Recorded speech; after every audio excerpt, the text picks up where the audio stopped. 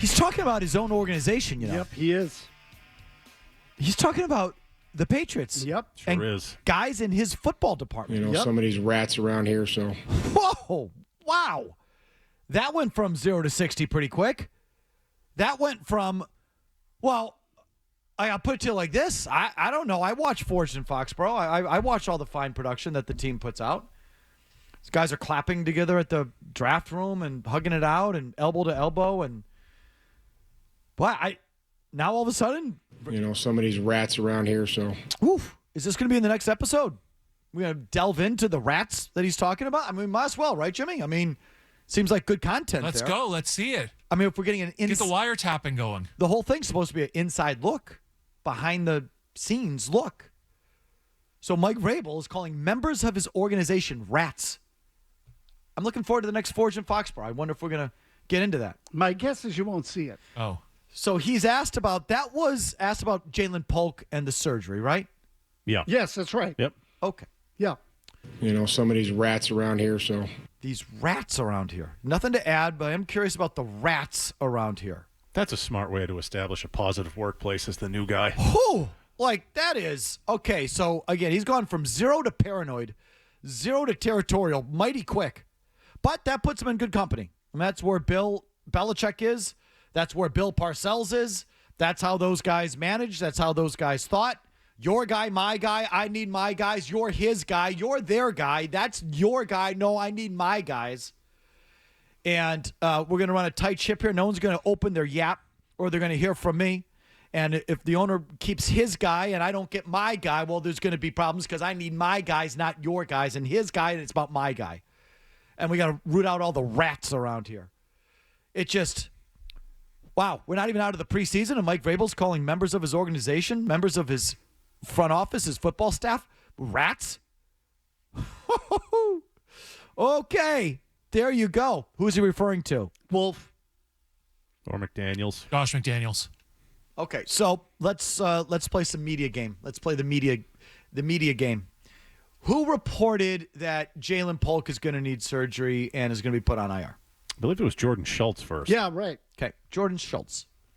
Jordan Schultz, correct me if I'm wrong, he does a lot of reporting, but does he do a lot of stuff around the draft?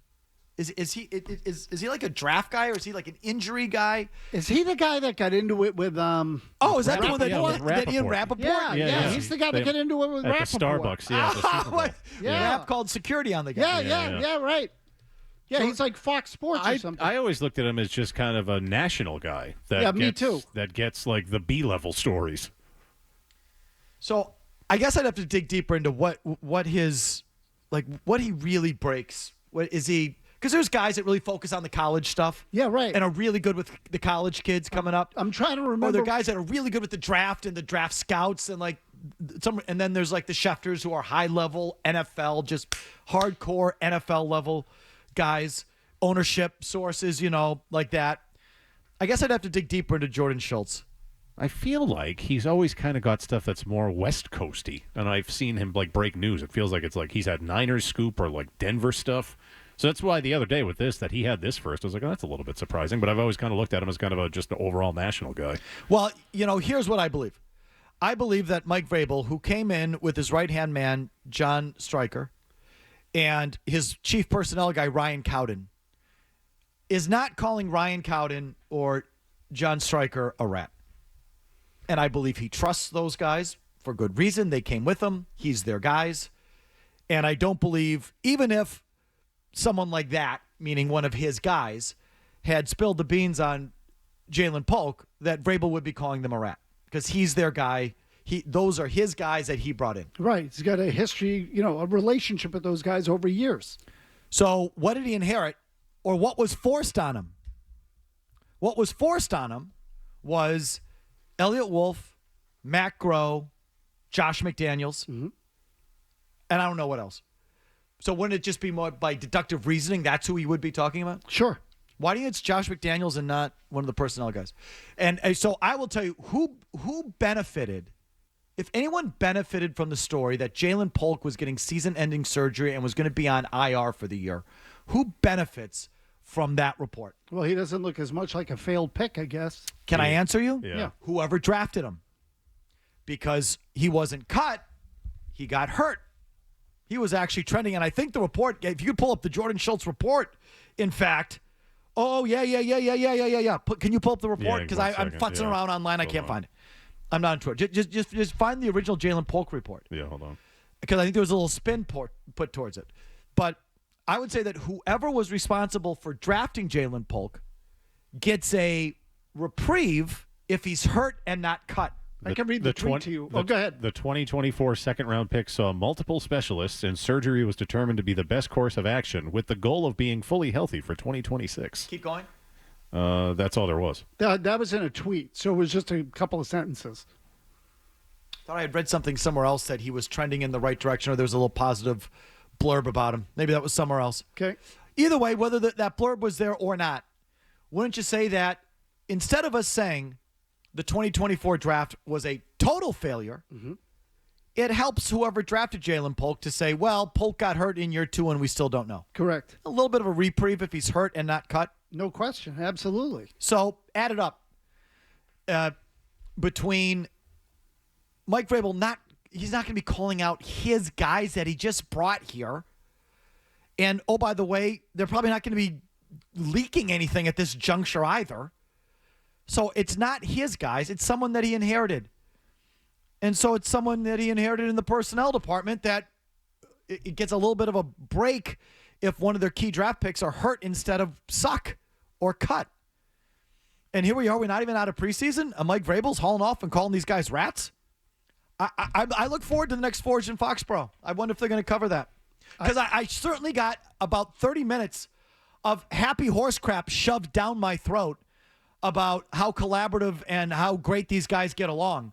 Boy, that sure seems like, I don't know, if I knew any better or were just using my head, I would look at that Forge in Foxborough thing and say, this is a complete pile of crap. It's a lie. Because I just heard from the coach in his own words that he's got rats in his organization. So I would tend to believe that the thing that the team produced was a complete lie and a put on and a fake. Propaganda. I mean, I don't know, because the two things don't seem congruous.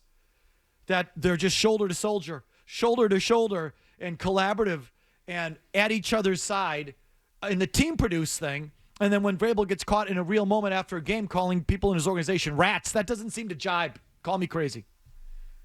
Called them rats. Oh, I know. Listen, to me, Look, and it's clear. I don't think you've gone off a deep end here at all. I think that this thing. I'm not even doing anything other than repeating what he said. No, when I say going off the deep end, people are going to accuse you of making a mountain out of a molehill, and I think in this case, there's a story here. You can think whatever you want, whether it's a big deal or a small deal. I'm just telling you what happened. He called members of his organization rats. Yep. And he's clearly got a hair across his ass for things being leaked and getting out. This has become obvious over the last week on many different fronts. I mean, losing a player to injury or surgery, though, shouldn't be a state secret. Like, this stuff does get out. It should. I mean, fans and media deserve to know that. Like, so what's the big deal? What's he really mad about is what I want to know. I think he's mad about whoever leaked it trying to make themselves look better by making sure everyone knows the player's hurt and doesn't suck. And I don't know if it gets in the way of whatever injury settlement that they're going to do with him ultimately, because as I think the path for Jalen Polk, ultimately he's going to be released with an injury settlement. I just, I'm guessing on that, but I've seen it many times before where a guy who is probably out gets hurt and all of a sudden you owe him the money, but you were going to cut him anyway. And if Polk is not really, really hurt and wants to go somewhere else, he wants to get out. So instead of paying him the full 1-2, you pay him 8 and he gets out. You save some money and he gets his freedom. Like, I've just seen it too often. So that's just a guess. But does that information getting out get in the way of that? I don't know. All I know is I think Vrabel wants to control the message like Bill Belichick did and Bill Parcells did. And he's not. So he gets frustrated. Even Zoe catches the shrapnel. You hear this in the pregame? Listen to this in the pregame. This is the pregame reach around. This is supposed to be 3 minutes of happy talk and see you later. No, this is the pregame hand shake. Right, exactly. Shake. Go ahead there, Stu. There was a report this week that Duggar and Jennings were available for a trade, made available. Is that confirmed? Is that a true report, or is that how's that shaking out? I don't know. I mean, you've reported a lot of things that may not necessarily have been true. So I wouldn't put a whole lot of stock into the reports that go around. I mean, you know that better than anybody. Whoa! Wow. You've reported a lot of Fick. Yes, I heard that. fictitious. Fick. You report a lot of fick. Give me that again. That is, wow. Is that a true report, or is that how's that shaking out? I don't know. I mean, you've reported a lot of things that Keep going. I don't know. I mean, you've reported a lot of things that may not necessarily have been true. So I wouldn't put a whole lot of stock into the reports that go around. I mean, you know that better than anybody. Yeah. Okay. Yeah. Joel's like, yeah. Okay. Yeah, I know, yeah. In fact, he didn't really even say fick. He said ficked. He even used the He T. stopped, yeah. Well, I the don't know. T I is mean, there. you've reported a lot of Oh, God. And I talked over the end. Listen to how Zoe just takes it. Like, thank you, Mike. Give me another. Whack me across the face again with another moist that go sausage. around. please. I mean, you know that better than anybody. Yeah. Okay. Yeah. Okay. Yeah. It's true. Yeah. We talk a lot of crap, Mike. So I don't know if there was a specific thing that Zoe said. Was that the Fakakta The Drake May thing is probably what he's busting his balls And the about. thing is what? That him and his wife got married and they gave all their gifts to like random people or to charity or something. right. Like that. So Zoe fell for some fake AI TikTok thing that said that both Jordan Love and Drake May gave away their wedding gifts. I don't know how AI came up with that thing, but it did, I guess. I don't know. I don't even know how it works, but it was a lie. It was made up, and Zoe went with it? He said it on the air. He read it off of the internet thinking it was real, and he got duped. Okay, so I don't know if that was it, or Vrabel's just lashing out like he did with Phil Perry earlier in the week on just asking Vrabel about something Steph Diggs said himself in another interview. Phil just asked Vrabel about what was actually said on the record. Go ahead. Yesterday about how he's not sure about his readiness for week one. Did you really believe that, Phil? I mean, you're a smart guy. I don't know where you went to school. It wasn't Ohio State, but do you really believe that? Do you really believe that, Phil, or are you just trying to bait me into something? Jesus. I'm not baiting you. Okay. Anything. He did say he wasn't sure he'd be ready for week one. Is there any doubt in your mind? I don't know the context in which he said it, but you'd have to help me. I mean, he's been out here almost every day. Okay, so you saw like Vrabel has gone from zero to paranoid like overnight. Yeah, so I have a theory on this. Go ahead. Okay, first of all these things that are, as is often the case, isn't just one thing. But if you're asking me, does he not trust people in the organization? Correct. Does he think Stephon Diggs is a pain in the ass? Correct. And why is all this stuff coming out now when it wasn't coming out before? Because his offensive line sucks and he knows it. Like, if you're asking me, he's been watching. All this has all this happened right around the Minnesota week? Are you saying he's projecting because he knows they're going to suck and now I'm just annoyed at everything? Maybe. This is what I think. Yeah, maybe. Yep. Yeah, maybe. The And lashing again, out is- I put it on the offensive line because I think that's the most obvious thing that's come out in the last week to 10 days. 2 weeks. Yeah. Yeah. The lashing out has begun in the last 2 weeks. That's what I And think. in the last 2 weeks, he's realized we're going to suck. Our offensive line blows. The kid can't play left tackle. We're screwed. And the quarterback might be a hammerhead. Listen, we've seen a lot. I don't know where you're picking that up in Vrabel's comments, but okay, maybe. We've seen a lot of Palace, what we call the Palace Q. Yep. Okay, and that's It's a mutiny, a coup. okay. We've seen a lot of this. It's another Patriots bleep storm and infighting and the silos, as Yeah. Mayo talked Yeah. about. And we've seen a lot of this over the years. It really kind of comes with the territory with the Parcells, Belichick crew because they're so paranoid. They are so insular.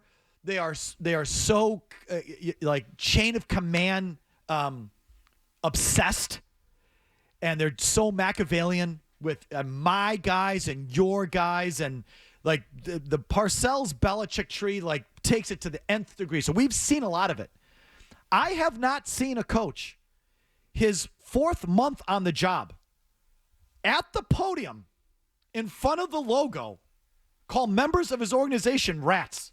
That one I haven't seen. And I don't think I'm overstating that. No, but Other than I'd like to find out where some of these come from.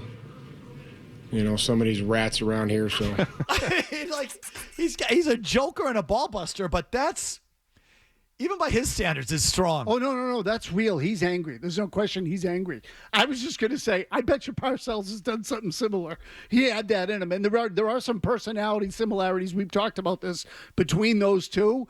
I think he's frustrated by a lot of things. So look, Parcells and Belichick were pretty good. So if Vrabel shares this in common, then okay. good. I know. Yeah. I know a lot of horrible coaches who also are paranoid, and territorial, and insular, and rabbit-eared.